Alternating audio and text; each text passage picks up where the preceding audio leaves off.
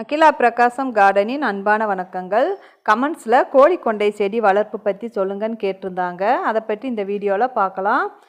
இந்த செடியை வந்து தமிழில் கோழிக்கொண்டைன்னு சொல்கிறோம், இங்கிலீஷில் காக்ஸ் கோம்புன்னு சொல்கிறோம். இதோட சயின்டிஃபிக் நேம் வந்து செலோசியா. இது வந்து ஃபுல் சன்லைட்டில் வரக்கூடியது தான். சூரிய ஒளி இருந்தால் நிறையா பூக்களுக்கு வைக்கும். இது ஒரு அமராந்த் ஃபேமிலியை சேர்ந்தது. வருஷம் முழுக்கவே இது பூக்கக்கூடியது தான். இதுக்கு சீசனுங்கிறதெல்லாம் கிடையாது. நம்ம விதை போட்டோன்னா 2-3 தடவை கூட பூக்கள் அறுவடை பண்ணலாம். 3 அடி வரைக்கும் கூட இது வளரும். பாட்டில் வச்சாலுமே கூட அதிக கவனிப்பெல்லாம் தேவையில்லை இந்த செடிக்கு. இது லோ மெயின்டெனன்ஸு பிளான்ட்டுன்னு தான் சொல்லலாம். இதில் நிறையா கலர்ஸ் இருக்குது. அதாவது orange, pink, purple, red, white, எல்லோன்னு நிறைய கலர்ஸ் இருக்குது. இந்த பூக்கள் விதைகள் விற்கிற கடைகளில் அந்த பாக்கெட்டில் எல்லா கலர்ஸ் விதைகளுமே கலந்து கிடைக்கும். இதை வந்து விதை மூலமாக வளரக்கூடியது தான். கட்டிங்ஸ்லை வரும்னு சொல்கிறாங்க. நான் இன்னும் ட்ரை பண்ணதில்லை. இது ஒரு ஆர்னமெண்டல் ஃப்ளவர் தான். இப்போ கார்டனில் வைக்கிறப்ப கார்டனுக்கு ஒரு அழகான லுக்கை கொடுக்குது. சில பூக்கள் இந்த மாதிரி அடர்த்தியாக கொத்தாக இருக்கும். பாருங்கள், இது டார்க் ரெட்டாக இருக்குது, கொஞ்சம் மெரூன் கலந்து இருக்கும் இந்த பூ. பார்க்குறதுக்கே ரொம்ப அழகாக இருக்கும். நான் வந்து ஒரு பாட்டில் 4-5 செடி கூட வச்சிடுறது. ஏன்னா இது வந்து வருஷமெல்லாம் இருந்துகிட்டு இருக்காது. பூ பூத்து முடிஞ்சது மறுபடியும் நம்ம புதுசாக விதை போட்டு தான் செடி வைக்கணும். அதனால் வைக்கிறப்பயே இந்த ஒரு அடி பாட்டிலையில் ஒரு 4-5 செடி வச்சுட்டோன்னா நிறையா பூக்கள் கொடுத்துட்ருக்கோம்.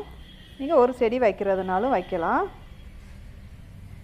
ஒரு சில வகை வந்து ஒல்லியாக இருக்கும், அந்த பூவே அந்த மாதிரி அடர்த்தி இல்லாமல் இருக்கும். இந்த பாருங்கள், இது ஒரு வெரைட்டி. இது கலர் வந்து பிங்க் கலர். இதுலேயே ஒரு 4-5 செடி வச்சு விட்டுருக்கேன். இது ரெட்டு.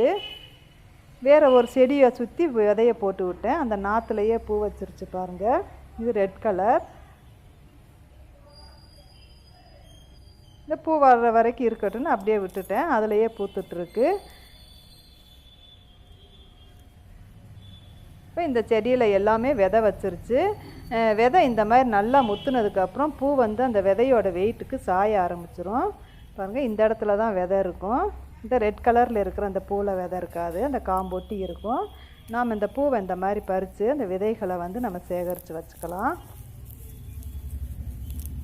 இந்த மாதிரி எடுத்தாலே விதை வந்துடும். இந்த பூவை வந்து நம்ம ஜாதி, மல்லி, முல்லையோடு சேர்த்து இடையில வச்சு கட்டி தலைக்கும் வச்சுக்கலாம். சாமிக்கு கதம்பப்பூ கட்டுறப்ப இதை ஊட வச்சு கட்டிக்கலாம்.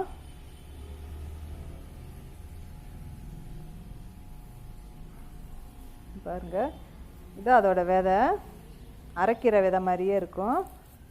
இதை வந்து தனியாக நம்ம நாற்று விடுறதுக்கு ஒரு பாட்டிலையோ இதில் வைக்கணுங்கிற அவசியம் இல்லை. ஏற்கனவே வச்சுருக்கிற செடியோட ஒரு ஓரமாக நம்ம போட்டு விட்டோம்னாலே மொத்தமாக நாற்று கிடச்சிரும். பாருங்கள், அந்த ஏற்கனவே இருந்த செடியை சுற்றி விதையை போட்டு விட்டேன்.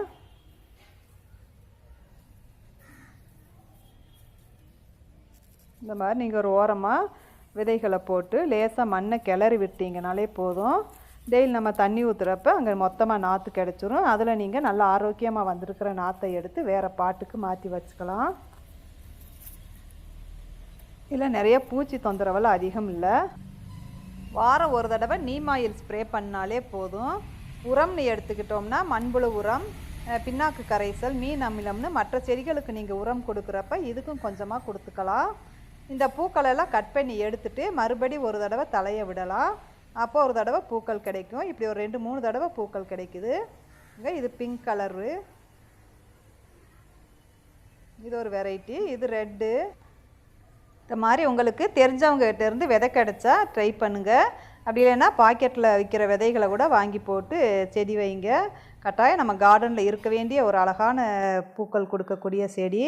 இந்த வீடியோ பிடிச்சிருந்தா லைக் பண்ணுங்கள், ஷேர் பண்ணுங்கள். தொடர்ந்து வீடியோஸ் பார்க்க சேனலை சப்ஸ்கிரைப் பண்ணிக்கோங்க. Thank you.